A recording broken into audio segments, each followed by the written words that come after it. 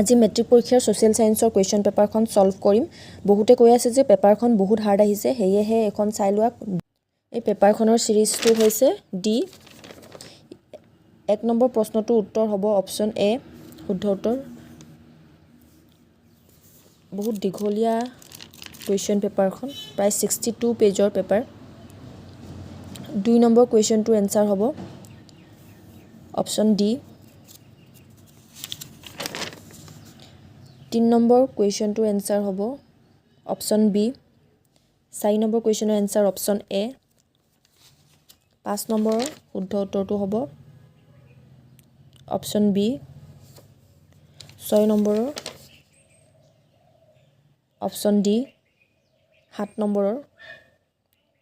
option B 8 নম্বৰৰ option এ 9 নম্বৰৰ option D 10 নম্বৰৰ অপচন এ